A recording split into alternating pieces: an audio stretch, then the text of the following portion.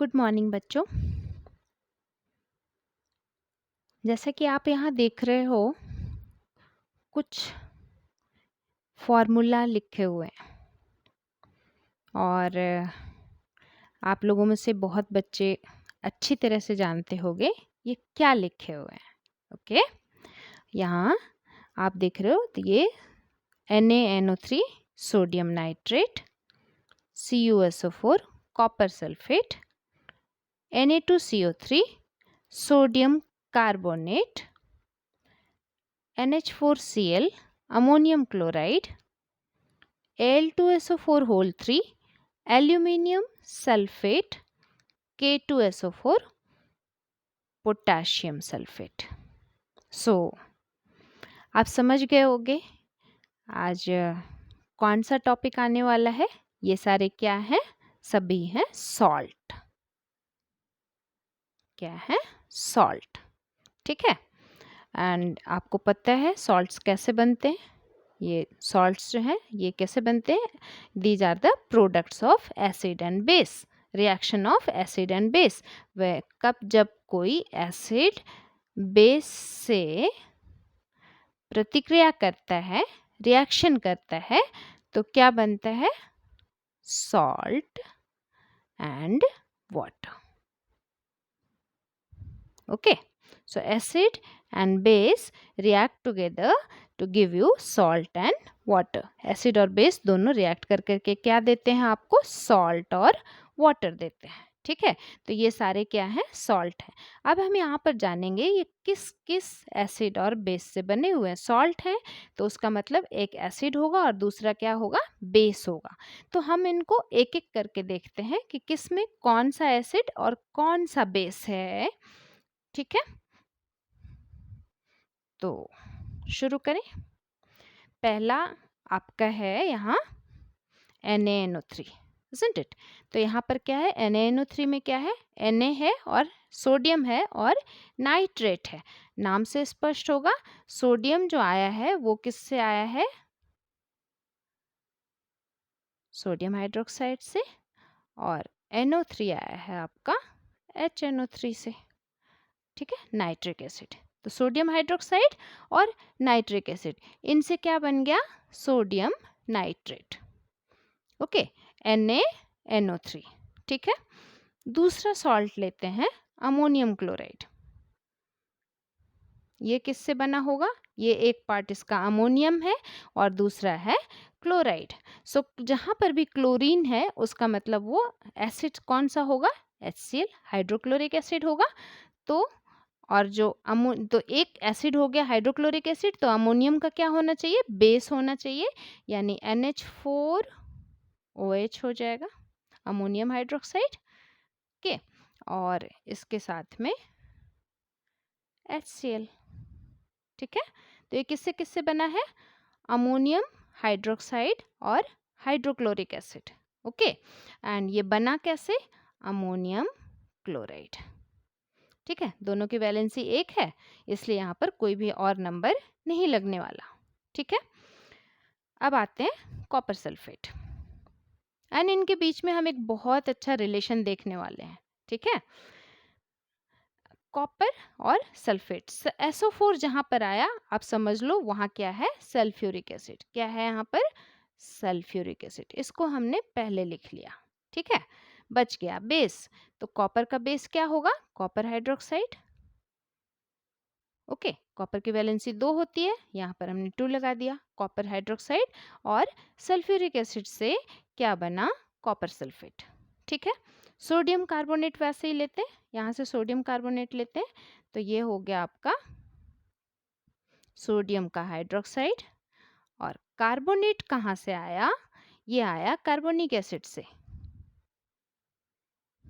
ठीक है, तो ये बन गया सोडियम कार्बोनेट Na2CO3। ठीक है, और वाटर बना, ये मिलके क्या बन गया? वाटर बन गया। ठीक है, ओके। उसी तरह से K2SO4। ठीक है, तो SO4 मैंने क्या बताया था? यहाँ पर सल्फ्यूरिक एसिड होगा। ठीक है, और पोटाशियम है तो पोटाशियम का बेस हो जाएगा पोटाशियम हाइड्रोक्साइड, तो ये क्या बन गया, potassium sulphate.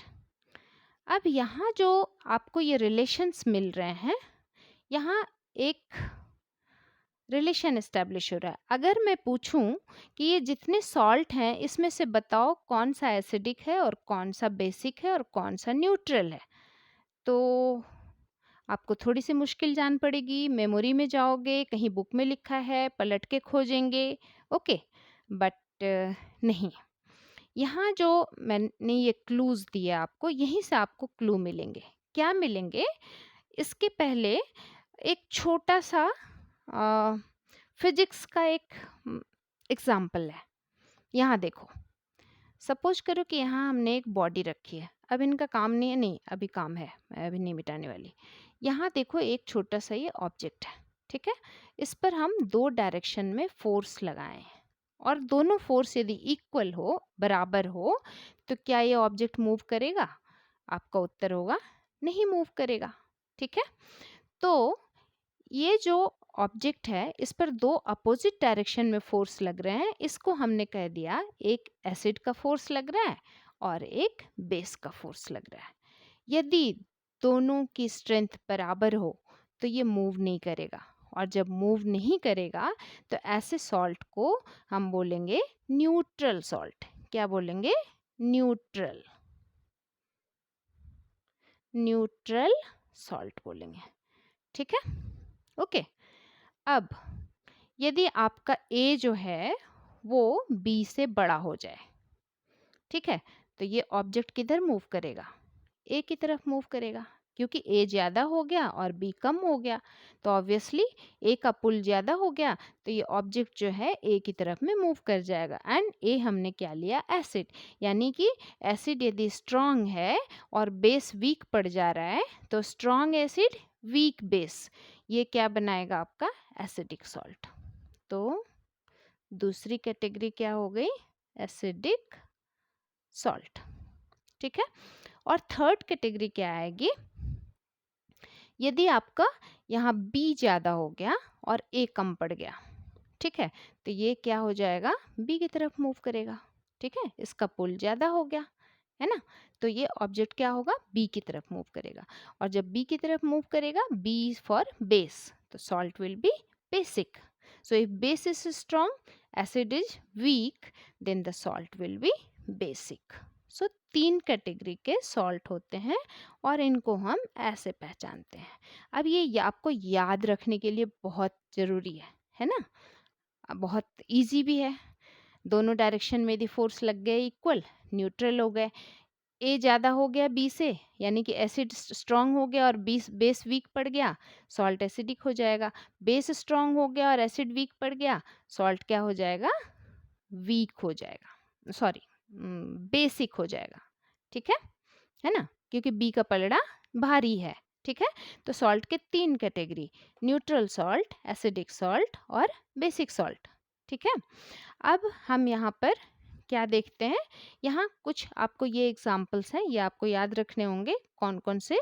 Strong acid, then the strong base, weak acid, weak bases, है ना। ये इनकी थोड़ी सी डेफिनेशन आप लर्न कर सकते हो।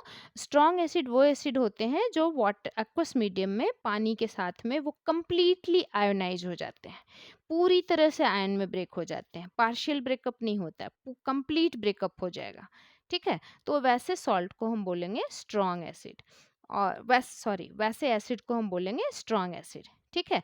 और यदि वो कंप्लीटली एक्वस मीडियम में नहीं ब्रेक हो सके तो उनको हम क्या बोलेंगे? वीक एसिड बोलेंगे, ठीक है। एंड ये जो होता है इनकी सॉल्युबिलिटी पर होता है, ये कंप्लीटली सॉल्युबल होते हैं वाटर में, इसलिए पूरी तरह से आयोनाइज हो जाते हैं। ये पार्शियली सॉल्युबल होते हैं, इसलिए पूरी तरह से आयोनाइज नहीं हो पाते। Same thing with the bases also. If they are completely ionized into hydroxyl ion, okay, and the metallic ion, hydroxyl ion and the metallic ion, metallic ion मतलब ये सोडियम मेटल हो गया, पोटेशियम मेटल हो गया, ठीक है। And जो दूसरा पार्ट है वो हाइड्रोक्साइड है। यदि वो completely आयोनाइज हो रहा है तो वो स्ट्रॉन्ग है, यदि वो वीक कम पार्शियली आयोनाइज हो रहा है तो वीक है। ऑब्वियसली जिनकी सॉल्युबिलिटी पानी में कम होगी वो पार्शियली आयोनाइज होंगे। तो जैसे यहाँ पर देखो वीक बेसिस में एल्यूमिनियम हाइड्रोक्साइड वीक बेस है, अमोनियम हाइड्रोक्साइड वीक बेस है, कॉपर हाइड्रोक्साइड वीक बेस है क्योंकि ये पूरी तरह से आयोनाइज नहीं होता है। तो आपको ये लिस्ट याद रखनी होगी, ठीक है। Strong acid, strong base, weak acid, weak bases. बहुत मुश्किल नहीं है, थोड़ी सी प्रैक्टिस करोगे तो हो जाएगा। ये सॉल्युबिलिटी पर आधारित है। तो यहाँ इनके डेफिनेशन भी आपको इसके साथ साथ में लर्न हो गए। तो यहाँ पर आपने क्या क्या सीखा, एक तो है कि सॉल्ट को हम कैसे एनालाइज करते हैं कि किस किस पार्ट से वो बना हुआ है। दूसरा आपने क्या सीखा कि उनको हम ब्रेकअप कैसे करते हैं। तीसरा आपने सीखा कि जो सॉल्ट की कैटेगरी होती है, न्यूट्रल सॉल्ट, एसिडिक सॉल्ट और बेसिक सॉल्ट, इनको हम कैसे समझते हैं, कैसे अच्छे से हम इजीली याद रख पाएंगे, ठीक है। तो ये आपने सीखा। अब यहाँ पर हम देख लेते हैं जो हमने यहाँ पर सॉल्ट के नाम रखे हैं, इसमें से कौन एसिडिक और कौन बेसिक सॉल्ट हैं। ओके, चलो मेरे साथ आप भी प्रैक्टिस करोगे। Sodium nitrate, okay.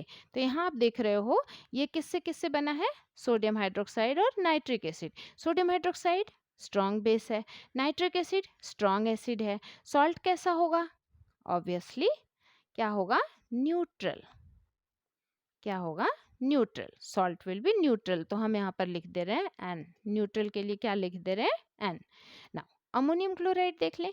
Ammonium chloride have I written, yes, ammonium chloride है ना। अमोनियम हाइड्रोक्साइड और हाइड्रोक्लोरिक एसिड। अमोनियम हाइड्रोक्साइड आपका क्या है, वीक बेस है, और हाइड्रोक्लोरिक एसिड स्ट्रॉन्ग एसिड है। इन दोनों के कॉम्बिनेशन से बना है। बेस स्ट्रॉन्ग हो गया और बेस वीक हो गया और एसिड स्ट्रॉन्ग हो गया।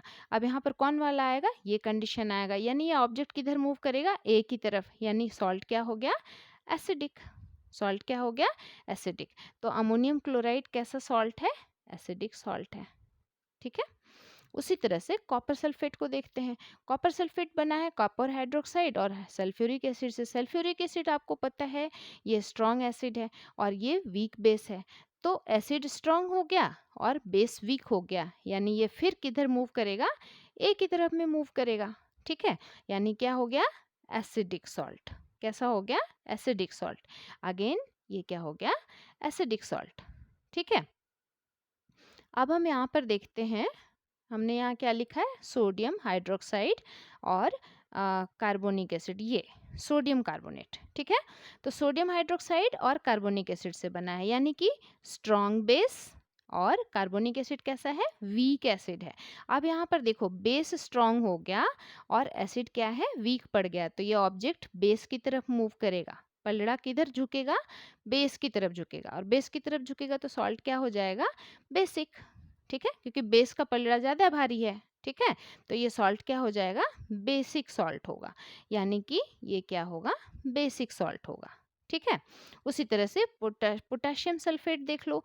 पोटेशियम सल्फेट स्ट्रॉन्ग बेस और स्ट्रॉन्ग एसिड से मिलके बना है, तो ये क्या होगा, न्यूट्रल होगा, ठीक है।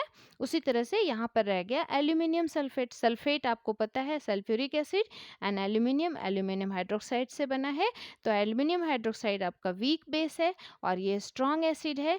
तो बेस वीक पड़ रहा है, एसिड स्ट्रॉन्ग है, तो ये सॉल्ट कैसा होगा, एसिडिक होगा। सो likewise you can practice much more from your book, and I think the topic must be clear to you. You enjoyed the session very well. Thank you. Have a good day.